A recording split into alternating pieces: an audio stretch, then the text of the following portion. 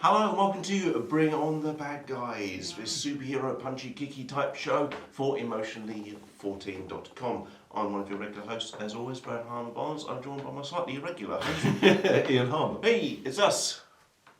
I'm excited. Amazing how these things come around. Yes, it seems like only 5 minutes ago we were filming 5 minutes. Maybe because we did superheroes, we went rather broad. Yeah, we got there's loads of shit. Yeah. Well, we're getting together to play Marvel Champions in just a couple of days' time. With a couple of buddies. I think it looks so much fun, that game. And yeah, behind the scenes, I'm going flat out trying to make this kind of Metropolis, New York, Gotham, Bloodhaven complex for us to fight over. Crisis Protocol is on just around the corner at the time of recording. There is going to be loads of stuff. We are going to have so much fucking fun in it. It's unbelievable. I'm going to die of a stress-related heart attack on New Year's Eve, but 2020 is looking fucking lit, people. You'll fall over into some MDF.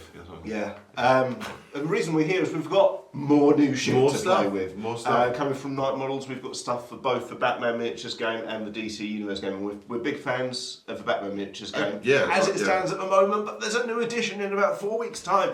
I'm sure they won't cock it up. Have you been reading the newsletters and the articles? I have really, yeah. They look it looks amazing. It looks like it's going to be I sharpened up the game. Look, read everything I've gone through. I'm just, because I love Batman 2nd Edition. I think it's such a thematic build. It's such a great game. It feels much like the Arkham video games make you feel like Batman. Feels Batman darker and all that sort of thing. Feels like Gotham. It doesn't feel, it doesn't just feel like Hero Clicks with Batman characters. It feels like a Batman story. Yes.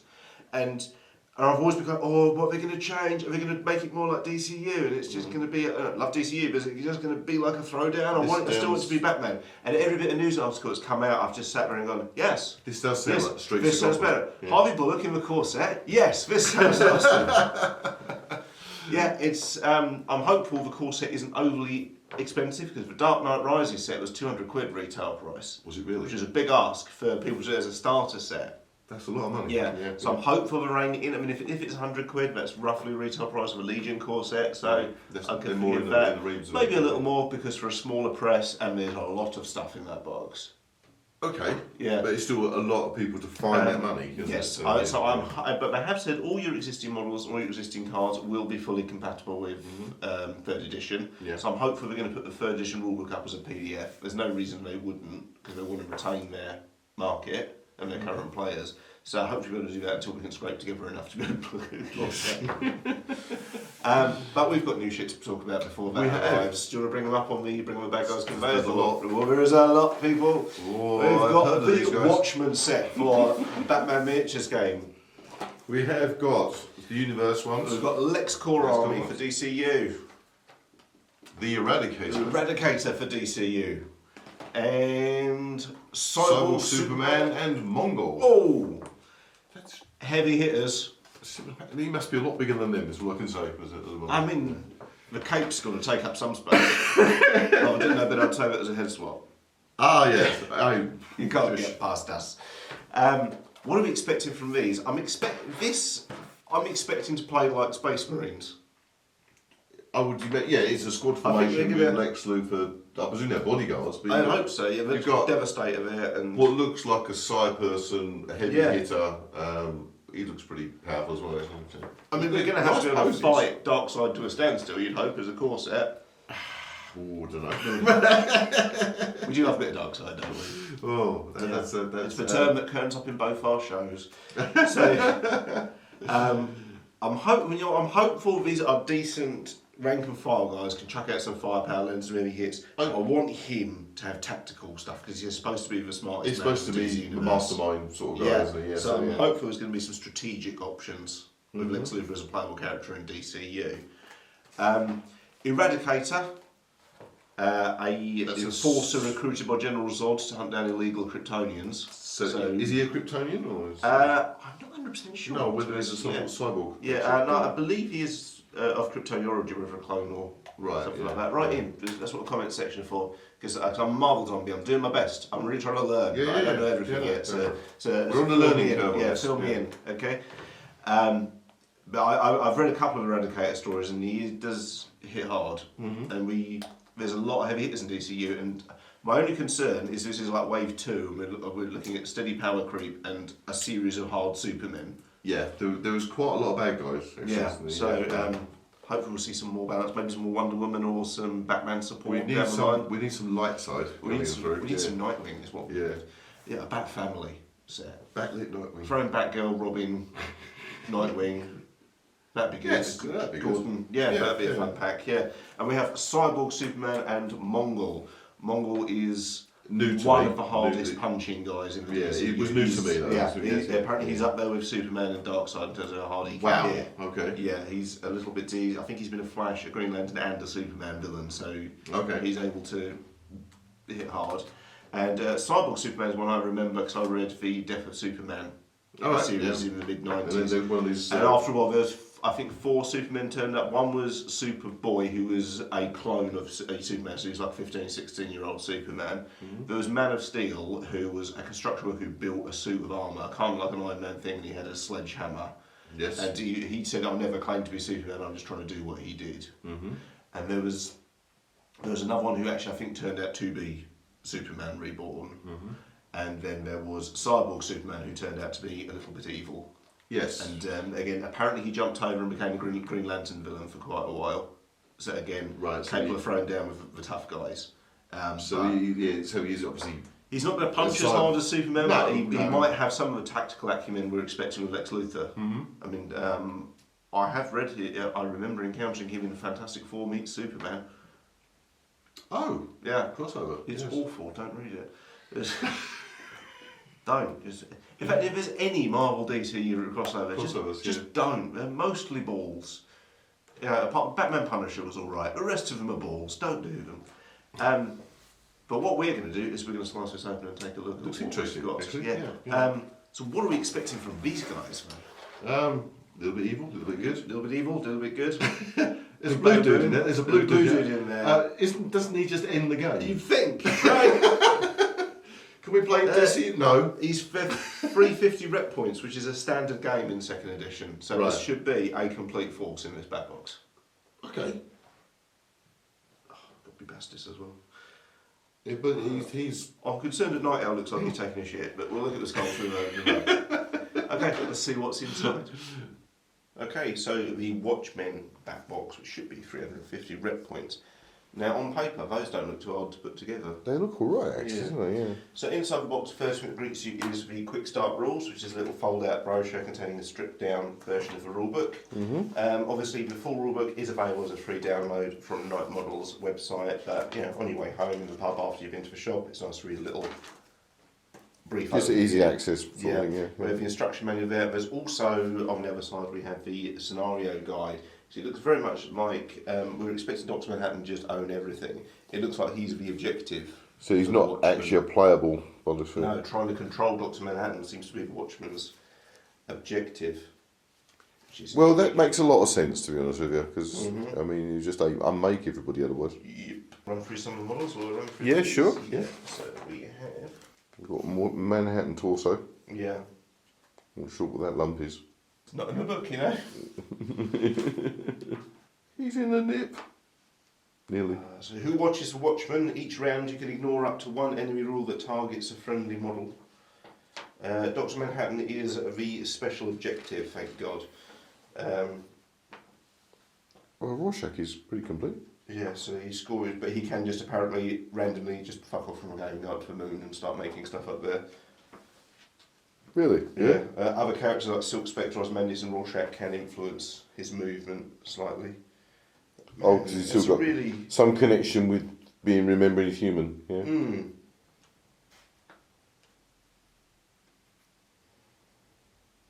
Oh, I don't think you're going to like painting Rorschach. Well, he's mostly brown, isn't he? Well, it's just the mask. Oh, he done the mask as well. You can't get it wrong, really, can you? Well, no, I suppose, as long as there's some sort of balance. As long as it's vaguely symmetrical, yeah.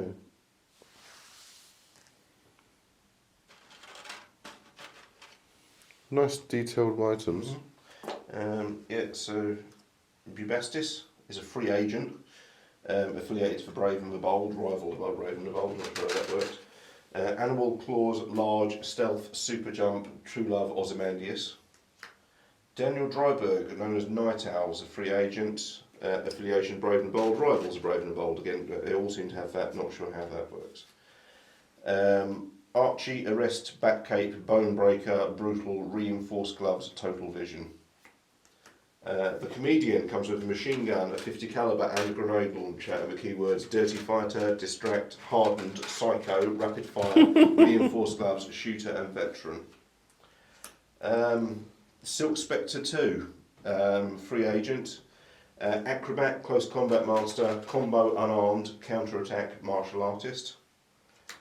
Adrian Veidt, Ozymandias, Acrobat, Grand Strategist, Martial Artist, Mastermind, Reflexes, Reinforced Gloves, Special Volume. And Walter Kovacs, Rorschach, his weapon is Improvised Weapon. He also has the keywords Bloodthirsty, Brutal, Detective, Devastating Blow and Hidden. Love it. And there are also, unique to the Batboxes, we have this little deck of upgrade cards, which are upgrades that are unique to Watchmen, as well as being they're allowed to take any of the normal standard upgrades from a core rulebook as well. Right, so stuff like extra ammo and stuff they can take. But, Aerial Supply, The World's Smartest Man, Maniac, Grapple Gun, Bubastis, Lightning Reflexes, Archie Support, Cooperative Fighting, You're Locked In Here With Me, excellent. Daughter of Jupiter, Reckless, and Flamethrower, which is a comedian can choose to replace a machine gun with a flamethrower. You're Locked In Here With Me sounds interesting. This model gains for takedown and intimidate traits can only be purchased by Rorschach. How's the sculpts looking? They are really nicely detailed, actually. Yeah. I was curious how they were going to fit in, and the answer is quite nicely.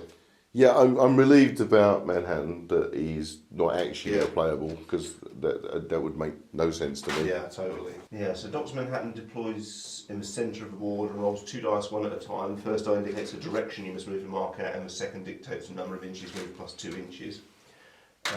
Dr. Manhattan ignores all the normal objective placement rules, although he still may not occupy the same space of another marker or model. Dr. Manhattan can be controlled by friendly models within 4 inches, but can only be contested by models in contact with the objective himself. Each recount phase, you roll a d6 and see what happens. He can either just fuck off from the game entirely. Yeah. He can damage people. He can head off in a random direction because which works because he's just unpredictable and operating on a level that no one else really understands. Yes. There's a custom scenario to be played called Conspiracy, which is a Watchman have found themselves on both sides of the law. Their unconventional methods bringing them fame and notoriety in equal measure, but when they find themselves embroiled in a global conspiracy, they're finally forced to ask themselves who really watches a Watchman. It's real Rorschach spends the game trying to hunt down evidence rather than fighting people. Okay. Multiple heads. 2 heads and a leg. That will come in handy. Awesome. Very nice. So we have the Lexcorp Army. Unless you're American, you're just with Lexcorp Army. These are Hinch. So Lex Luthor in war suit. It's only 11 points to put in your force. And he looks pretty gnarly. It's Fly, Leadership, Scientific, Metallic, Perfect Plan, Mastermind. He's got 5 weapons: Electrical Blast, Hidden Blades, a Kryptonite Beam, Energy Blast and Hidden Missile, and a Scout Power in Energy Field. So he's got defences as well. He also comes with a second in command. We've got Metallo. Similar sort of Fly, body armour Resistance, Thermal Vision. He has 2 attacks in Strike and Red Kryptonite Beam, and 3 defences in Energy Shield, Kryptonite Hearts and Implants. So yeah, anti-Superman stuff. Yeah. So, yeah. And we have 3 grunts in Lexcorp Trooper number 1, who has Strike and Bodyguard. Lexcorp Trooper number 2, who has Fly, Metallic and Hidden Power Blades and Overcharged Power Blades, and Lexcorp Enormous Genitals, who has Fly, Metallic, Strike, Wrist Cannons and Kryptonite ammo. So a little variance between the grunts. Bodyguard, I presume they throw themselves in front of Luthor, yeah. We also have Lexcorp Heavy Trooper, who has Strike, Laser Cannons and Kryptonite Beam and Electric Field. Most of these guys can fly as well, so hopefully they'll zip around quite vertical terrain. The casting is really lovely models, actually. Yeah. What is basically an Iron Man suit, they made it nicely looking. Yeah. These are coming in very weak at 46 points. Oh, okay, yeah. Bear in mind, a normal game, I think, is... So the squad, you could if you filled them as a squad? Yeah, you can fill them as a squad, no problem, they're all bad guys. What sort of points do they come to? As a complete squad, it's 46 points. What? That's incredibly cheap. Yeah. Yeah? So, but they're bad guys, so... Yeah. You could conceivably team them up with the affiliations. Big guns, which we might be discussing very shortly. Yeah. Or, dark side. Yeah, just to check the affiliations. They're definitely quite 40k looking, this armour. Yes. Some legs. Actually look like they go together pretty easy, which is nice for the wet models. Because they're not often the easiest to work with. Really, but not flashing wise, or you're not getting flashed in all places, or. I haven't got a flash. No, sometimes it's quite brittle. Oh, okay. Yeah. So this is the Cyborg, Superman and Mongul set, and I'm suspecting that's Mongul rather than I think Superman. this is Mongul. He's huge. Weighing in at 15 points. What? Yeah, he's got 2 affiliations, which I don't think we've seen before, which is one's red for with the Justice League over it, which I've seen as a bad guy. Yeah. Justice League before. The other one is a yellow version of the Lantern Corps. Oh. So I presume he's a Green Lantern bad guy as well. Sinestro. So when you're building a force, you've got to have complete coverage of one icon. Yes. Yeah. Power 10. There's something about the paint job on the cover that made you think of Green Lantern, wasn't Yes, there? absolutely. Cruel, elite fighter, fly, resistance. He has 2 attacks in strike and chest cannon. And his special powers are psychological mastery and expert combatant. He can spend one power, which is expert combatant is he can spend 1 power counter to completely ignore any defensive improvements on the target. Just blast through your. Precision strike. Yeah, basically, yeah. So Psychological mastery is enemy models must pay +1 additional power counter to form any special power while in attack range. So you're using up the counters as well. Yeah. He's a bit scary. It's a different idea as well, though, isn't it? Yeah. I've come across that before. And Cyborg Superman Hank Henshaw weighs in at 18 points with cruel, fly, resistance 2 and thermal vision. He looks small compared to Mongul. Yeah. But, His 4 attacks are super punch, heat vision, super attack and super breath. Super attack sounds kind of vague, doesn't it? He has 2 special powers in technomorphing. At the start of the game, place up to 4 30mm markers anywhere on the board, at least 2 inches away from any other markers. While in range of these markers, Cyborg Superman can spend 2 power counters to make an attack through that marker, measuring a range and line of sight through it. Now, I don't know if you remember, but there was a 3rd Terminator movie. It's kind of like that. no, we tried to, yeah. And it also has madness. When this model wishes to perform any action, first it must pass a willpower roll with a modifier of -2. Excellent. If it isn't successful, this model action costs 1 more power counter. Okay. I like that. That's very thematic. And a nice Terminator looking face as well. Yeah, it has got that Terminator skull look, Yeah. doesn't it? Yeah. So Eradicator, affiliation looks like Justice League neutral, so you can fight for either side. I think I'm reading that right. Okay. Fly, Power Master, Power Transference, Resistance, Thermal Vision, Vulnerability to Kryptonite. 4 attacks, Super Punch, Heat Vision, Super Attack and Super Breath. It also has 2 special powers, which are Energy Projection. When performing an action, you can choose one of the following effects. Use the overload for free and add +1 to its effects. The target in range can be moved up to 3 inches before performing the attack, or the attack gains the explosive 3 effect unless it uses the breath template. It also says Defend Krypton. When a model within range with the vulnerability to Kryptonite skill suffers damage and or effects, this model suffers it instead. He sounds fun as well. Cyborg Superman's one that's intrigued me most. Yeah, I think so too. But the Eradicator says he could play for the light side as well. It looks like it's a neutral symbol, yeah, I'll have to double check, but I believe so. Maybe that's before he went mad. So that's the Watchmen Batbox, the Lexcorp Army, Cyborg Superman, Mongul and Eradicator. I think this all looks like a lot of fun. They do, and the points for this seem very low on things. I was going to say, I would be pissed off if I bought that as a starter force. I think, where else am I going to put it in? And then Superman just punches a hole in them. Yeah, they do sound quite strong. Yeah, but they need augmenting. Yes, I think. they need some heavy hitter with them. Unless there's some war gear or some options you can kit them out with, but they seem underweight to me. I've no complaints with Eradicator, Cyborg Superman or Mongul. I think they look fun. Cyborg Superman leapt out. We like that madness trait, don't we? Yeah, that appeals actually. And the ability to just bring toasters to life to kill people. Yeah, that's really good. And the Mongol is really hard hitting. Yes. Yeah, and hard to. He encumbers you when you're trying to fight him because you've got to use extra dice to actually extra points to value as dice. Yeah, totally. To attack him. Yeah. So I presume that's the idea. If he's fighting you harder, so you've got to try harder. Yeah, totally. Yeah, they're really good. These guys, I like Dr. Manhattan isn't a threat. Yeah, that's solved that problem. Yeah. Also like that kind of random wandering around the board he'll be doing as well. Yes. And then occasionally he's just deciding he's going to go to the moon. He's got his home plans. Yeah. Yes. It's wonderful. They've really worked hard on the theme build. Some of those extra upgrade cards look fun as well. Yes. Yeah. Sculpts wise, I think they all look wonderful. Yeah, they don't no look. complaints on the sculpts at all. And like putting them together doesn't look as hard as some others we've had. Yeah. They. I think the sculpts look amazing. I've no complaints on the sculpt front at all. They're all usable as well. My concern about some when they get over adventurous that you can't actually use them on the board. You can't turn up with Fin Fang Foom to every HeroClix game. Much as you've tried. I have tried.